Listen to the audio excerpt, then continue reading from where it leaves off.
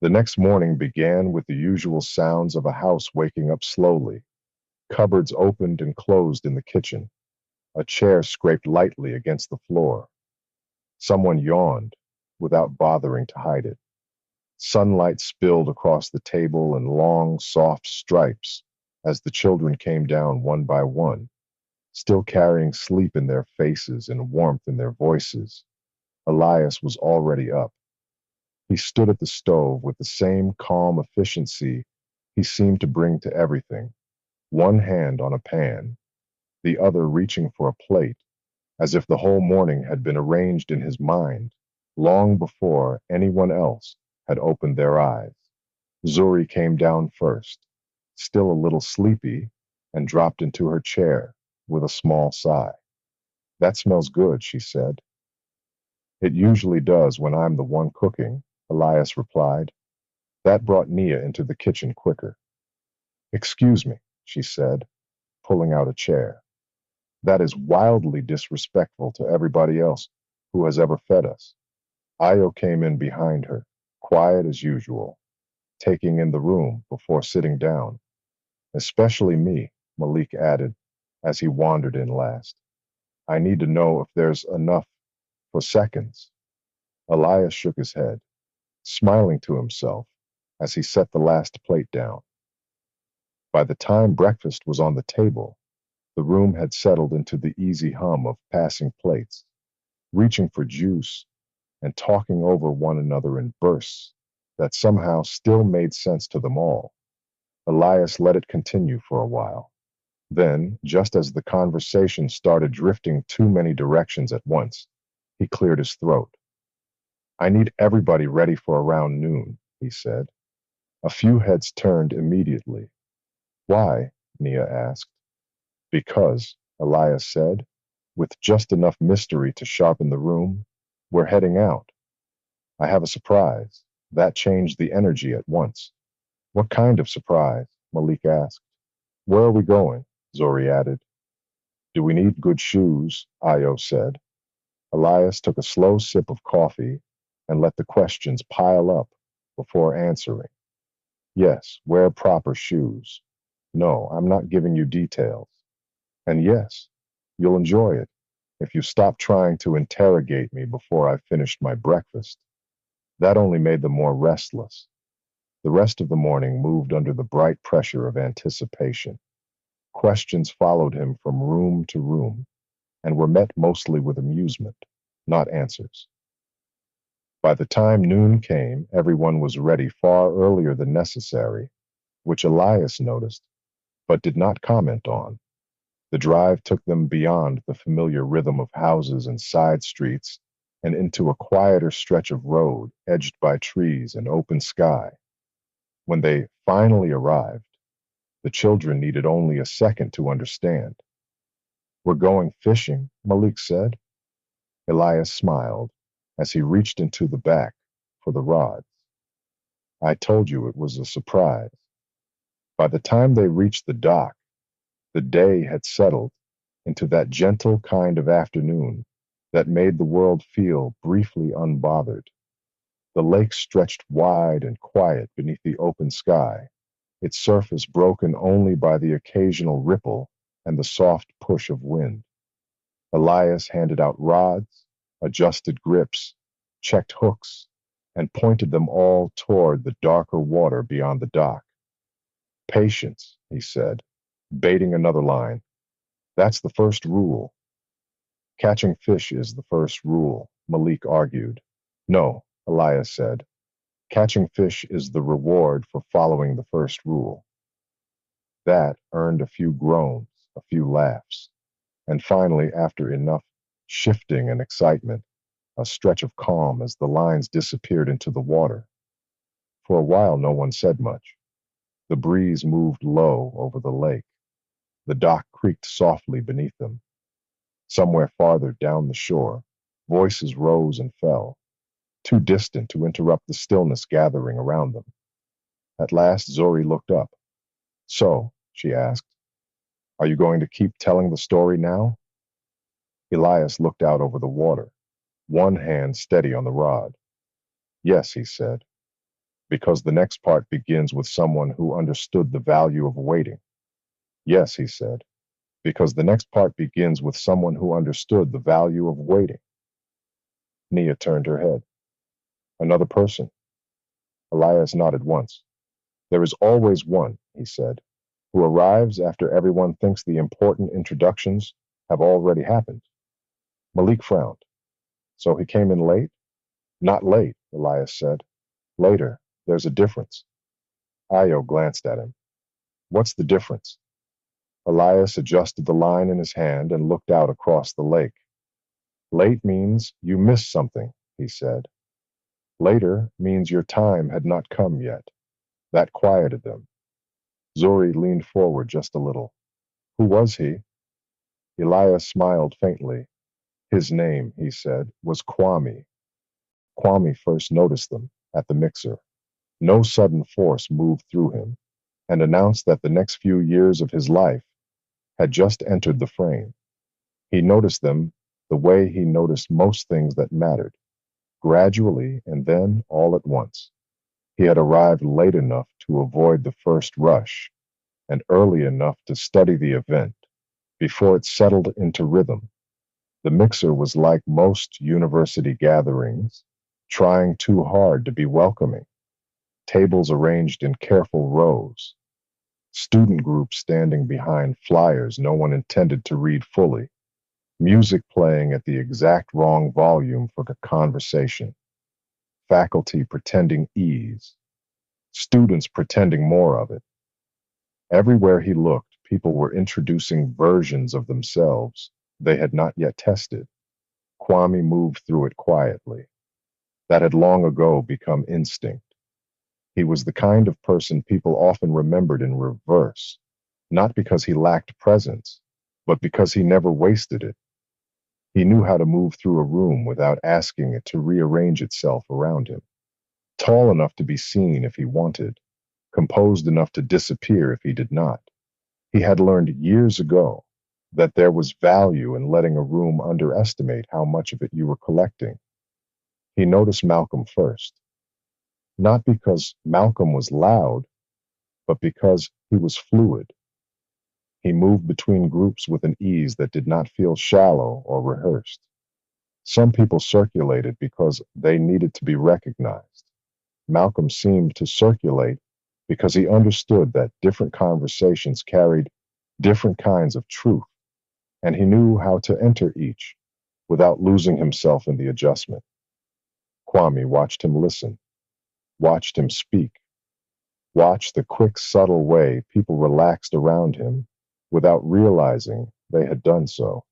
Then Malcolm answered a passing remark in Arabic, briefly, lightly, just enough to shift surprise into laughter, before moving on without lingering in the attention it created. That interested Kwame, not merely the language itself, but the restraint. He does not perform his range, Kwame thought. He deploys it. That mattered. He noticed Chadwick next, or rather, he noticed that Chadwick was not looking at the same thing everyone else was. Most people at the mixer were orienting socially. Chadwick was orienting structurally.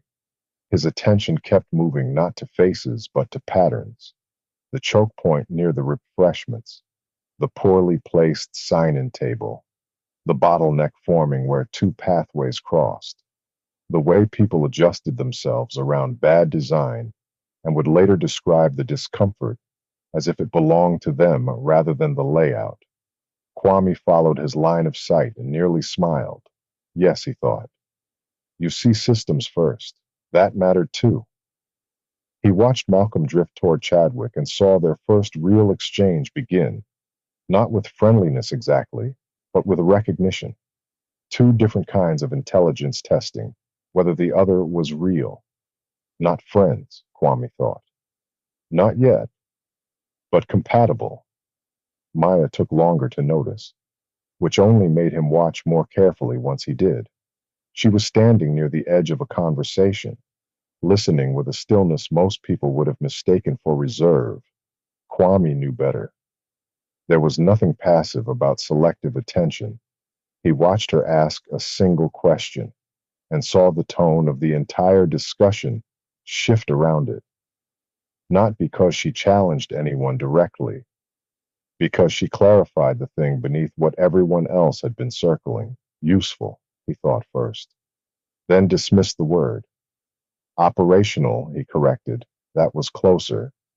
Then there was Ashanti. Kwami noticed her once because she moved with intention. He noticed her again because he realized intention had been the first thing he noticed. There was nothing theatrical about her, no visible effort to gather the room, no interest in collecting attention for its own sake, and yet she carried herself with a kind of private coherence that made other people's uncertainty appear louder by comparison.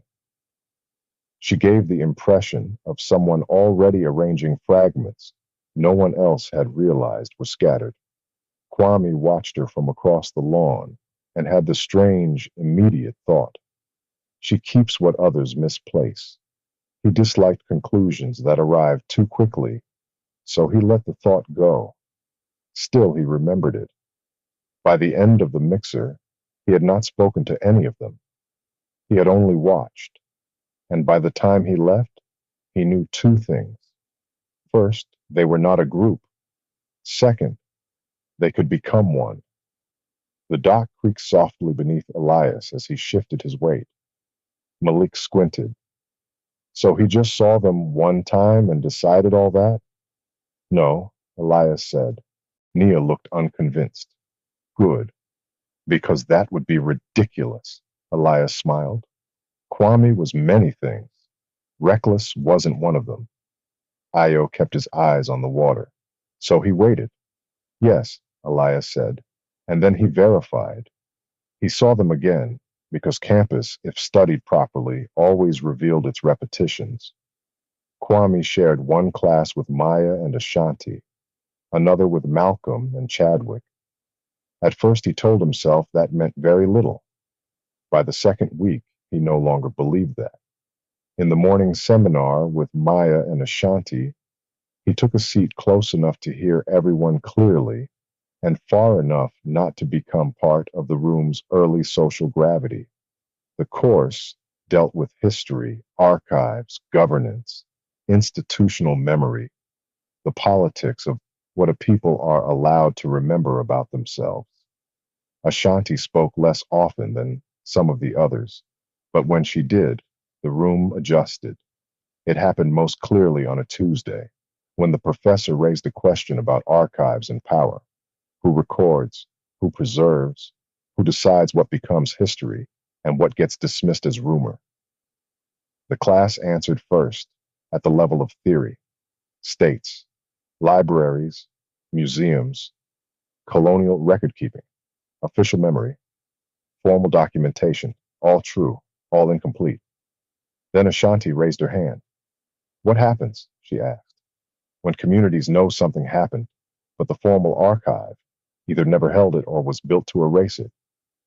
The room quieted. She continued before anyone could soften the question into abstraction.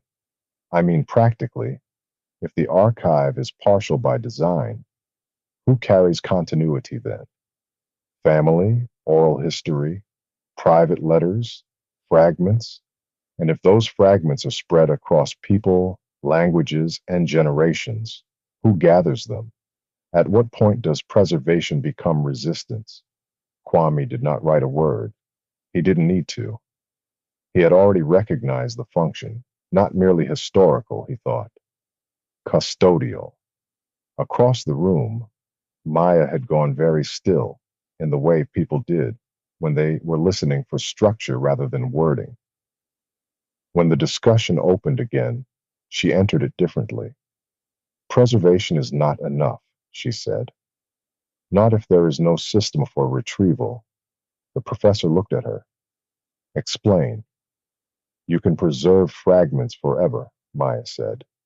But if no one can find them, cross-reference them, move them, verify them, and connect them to something actionable later, then preservation stays sentimental. It doesn't become usable. Usable. That word stayed with Kwame longer than the rest of the class. Afterward, as students packed their bags and drifted toward the corridor, he let himself fall into the moving crowd several steps behind them, close enough to hear the shape of their conversation. Ashanti was talking about legal memory. Maya was already asking what happened when law failed to protect what memory preserved. Memory and execution, Kwame thought. Good. The second class made the pattern clearer. That room was smaller, sharper, and more argumentative. Malcolm and Chadwick sat beside each other now, which told Kwame enough without requiring commentary. They had begun building something, not friendship exactly, not yet, but a shared language. The professor asked one afternoon, "What teaches people how to behave faster, language or structure?" Several students answered too quickly. Chadwick waited. So did Malcolm, but for different reasons, Kwame noticed. Chadwick waited because he disliked imprecision. Malcolm waited because he wanted to know where the room was going before deciding how best to enter it. When Chadwick finally answered, he did so plainly. Structure. A few students shifted, already preparing disagreement. Chadwick continued. Language can advise, justify, soften, or disguise, but structure narrows behavior whether people agree with it or not. Most people obey systems they would argue against if those same systems were merely explained to them in words. The professor nodded slowly, then turned to Malcolm. And language? Malcolm leaned back slightly before answering. Language matters most. Where structure needs consent to feel legitimate, he said. People can live inside a system for years, but the story around that system teaches them what their obedience means. Structure shapes behavior. Language shapes whether people understand that behavior as duty, aspiration, compromise, or belonging. Kwame watched the exchange carefully. Not competing, he thought. Layering. That mattered even more. Zuri's line jerked suddenly. She gasped. I got one. Everybody turned at once. No sudden pulling, Elias said, already reaching toward her. Slowly, slowly. Zuri's whole face tightened with effort. It's fighting me. That means you're doing something right, Elias said. Malik leaned over too far. Is it big? Malik, Nia said sharply, grabbing the back of his shirt before he tipped himself into the lake. If you fall in, I'm not saving you. Ayo laughed under his breath. Between Elias's steady hands and Zuri's stubborn concentration, the fish finally broke the surface in a flash of silver and struggle. Zuri stared at it, stunned. I really did it. Yes, Elias said, smiling as he helped guide it in. You did. She looked at him with wide, bright eyes. Then Kwame was right. Elias raised an eyebrow. About what? Zuri lifted her chin. Waiting. That made even Nia smile. Yes, Elias said softly. About that, he was. At night, Kwame spread his notes across the narrow desk in his room and stared at the page in front of him for a long time before writing anything at all. Then finally, Malcolm, language, diplomacy, range, trust, Chadwick, systems, security, precision, skepticism, Maya, logistics, movement, retrieval, execution, Ashanti, archive, continuity, law, legitimacy. He did not write his own name. Instead, he leaned back in his chair and let memory come the way it always did, not in order, but in fragments. A low lamp, the scrape of wood against floor, his father's voice, tired and roughened by restraint, his uncle's voice quieter, which somehow made it heavier. Kwame had been a child then, supposed to be asleep in the next room, listening through a half-open door, without understanding why the air itself seemed weighted. He did not remember full speeches. He remembered pieces. We were close. not close in hope, close in motion, a pause, then lower. Someone talked. The words had meant very little to him then. Only later did they return with shape. Over years, through scraps of conversation, references half finished, names not fully spoken, and documents folded away before he could see them clearly. Kwame began to understand that his father and uncle had once been near something larger than either of them had later allowed themselves to say aloud.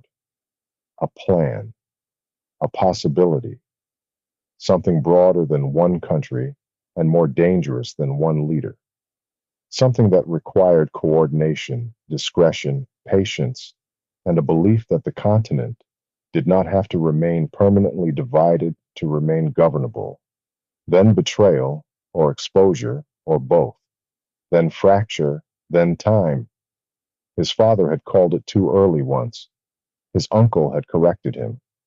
Not too early, he had said. Too visible. Kwame had never forgotten the distinction. Too early meant the idea had been immature. Too visible meant it had been real enough to threaten someone. That changed everything. Years later, as he moved through university and through a world very different from the one his father and uncle had known, Kwame came to believe the failure had not been proof that the vision was foolish. It had been proof that the structure around it had been too fragile, the tools too limited, the protections too weak. Now the world was different. Technology was denser, networks wider. Archives could live in pieces without disappearing. Influence could move across borders faster than institutions could fully control. Operations could be layered. Language could travel. People could build real lives in public while preparing something else in private. A dream once vulnerable because it was exposed might now survive because it could disperse. Kwame looked down at the names again. Not a group, he thought. Not yet. But perhaps a beginning. Okay, Malik said. But how did he go from notes on paper to actually talking to them? Elias smiled a little at that. There you are, he said. Malik frowned. Where am I? In your natural habitat, Nia said, asking how. Malik ignored her. Well, well, Elias said, carefully. Kwame did not bring them together all at once. That would have been careless. Instead, he let recognition build in increments. A comment to Malcolm after class in French, brief enough to feel casual and precise enough to be noticed. A technical correction offered to Chadwick without ego, just enough to make clear he understood more than surface language. A question to Maya about whether retrieval system failed more often at design or maintenance. An article left in Ashanti's line of sight before seminar began, dealing with erased archives and private preservation networks. He made himself memorable in portions. That was enough. Malcolm noticed first, naturally. You've been hiding, he said one afternoon, after Kwame answered him in French and shifted back into English as though nothing unusual had happened. Kwame adjusted the strap of his bag. Have I? Malcolm smiled. That depends. Did you wait to do that on purpose? Perhaps. That is deeply suspicious. So I've been told, Malcolm laughed. It was the first real opening. With Chadwick, it went differently. There was no useful social route in. So Kwame waited until the class discussion turned to a failed institutional software rollout and said only one thing. The rollout failed before implementation. The interface issue just made the deeper planning problem visible. Chadwick looked at him. Kwame continued. If the user path punishes the person following instructions correctly, the system isn't malfunctioning. It's revealing its priorities. Chadwick held his gaze for one beat, then nodded once. Yes, he said. That was enough. Maya came next. He asked her after seminar what she had meant by usable continuity. She studied him before answering. It means memory is not enough if no one can operationalize it. Kwame nodded once. So preservation without retrieval becomes sentiment. The corner of her mouth shifted. Yes, she said. Exactly. Ashanti took the longest, not because she disliked him, because she was not easily hurried into conclusions about people. He spoke to her first about a reading, then about a question she had raised, then about legal memory. By the third exchange, she was looking at him with the stillness of someone deciding whether another person was merely intelligent or carrying something. Good, Kwame thought. She should be careful. By then, the lines between all five of them had begun to exist. Not thick, not named, but real, enough for a gathering. He chose a part of campus most people passed without claiming. Behind the humanities building was a narrow stone garden, enclosed on three sides by old walls, and on the fourth by hedges thick enough to keep the path beyond half hidden. A few benches sat beneath the trees. At dusk, the place felt less secret than forgotten, which was usually the better kind of privacy. Kwame arrived first, then Maya, then Ashanti. Malcolm came next, curious enough not to pretend this was normal. Chadwick arrived last and looked immediately annoyed that he had, in fact, arrived last. For a few seconds, nobody sat. Malcolm broke the silence first. So, he said, glancing around, either this is the beginning of a very strange friendship, or we are about to be recruited into something. Kwame almost smiled. A fair concern, he said. That is not a denial, Maya murmured. No, Kwame said. It isn't. That quieted them more effectively than performance would have. He reached into his bag and handed each of them a sheet of paper. At the top, in clean type, it read, Objective. Build the conditions for African unity.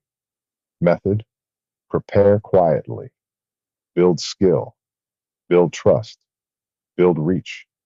Timeline, 5 to 10 years. Principle. Live visibly. Work deliberately. Return ready. No one spoke at first. Then Chadwick looked up. This is either absurd, he said, or the most ambitious thing anyone has said to me this week. Today, Maya corrected. That nearly broke the tension. Nearly. Kwame folded his hands behind his back. I'm not asking any of you to agree tonight, he said. And I'm not asking you to pretend this is simple. Malcolm lowered the page. That's reassuring, because it definitely isn't. No, Kwame said. It isn't. He looked at each of them in turn. Our countries, our institutions, our economies, our people, too much has been kept fragmented for too long. Some of that fragmentation is internal. Much of it has been maintained because division is profitable to people who benefit from extraction, dependency, and negotiated weakness. Ashanti did not take her eyes off him now. I grew up hearing men speak, Kwame said, about futures they were told were impossible, not because those futures were foolish, because they were dangerous, too coordinated, too broad, too difficult to control once set in motion. He let one breath pass. My father and my uncle were among people who believed a different structure was possible, greater sovereignty, shared strategy, resource control that answered first to the people living above the ground, not the interest beneath it. They failed. He did not soften the word. Some of that failure came from timing. Some of it came from exposure. Some of it came from betrayal. I do not know every detail. I know enough. The garden had gone completely still. The world they were trying to move through is not the world we are in now, Kwame continued. Technology is different. Language is different. Networks are different. Infrastructure is different. Archives can be distributed. Operations can be layered. Influence can move internationally before institutions realize where it began. That does not make the vision easy. It makes it possible. Maya spoke first. Possible in theory, she said. That is not the same as executable. Kwame nodded. Correct. Chadwick folded his paper once. So what exactly are you proposing? Preparation, Kwame said. The words settled between them. Not immediate action, not speeches, not something careless enough to die young. Preparation. For the next 5 to 10 years, each of you builds a life that is real, credible, skilled, and outwardly your own. And within that life, you gain what this future would require. Malcolm's brow lifted. You make that sound almost ordinary. It should be ordinary, Kwame said. That is part of the point. He turned to Malcolm first. You already understand what language can do, he said. Not just translation, access, trust, negotiation. You know how to move across people, rooms, assumptions, maybe eventually countries. Deepen that. Learn diplomacy, learn institutions, learn how power introduces itself internationally and what it fears when answered well. Malcolm said nothing, but the page in his hand lowered slightly. Kwame turned to Chadwick. You see systems before most people know they're inside one. Build that. Technical depth, security, infrastructure, cyber capacity. If a structure like this ever exists, it cannot afford exposure. Then Maya. You understand the difference between an idea and a functioning chain of action. Logistics, movement, retrieval, timing, coordination. Most ambitious visions die in execution. Your work is to make sure this one, when its time comes, would know how to move. Then Ashanti. You keep what others let scatter. Archive, record, continuity. But not only that, culture, legal grounding, political memory, institutional legitimacy. If people do not know what binds them, or if the record of why they should bind is lost, then unity becomes performance instead of structure. For the first time, something unguarded crossed Ashanti's face. Kwame let it. Then he spoke of himself last. I will keep the map, he said. The long view, the alignment, the synthesis. I know enough of each field to understand how the others fit. Not enough to replace any of you. Enough to see when convergence is possible. Silence followed. Real silence. Loaded, not empty. A few leaves moved across the stone path. Somewhere beyond the hedges, students laughed on their way somewhere simpler. Malcolm exhaled first. Well, he said quietly, that is certainly not what I expected when you asked us to meet in a garden. That made Maya almost smile.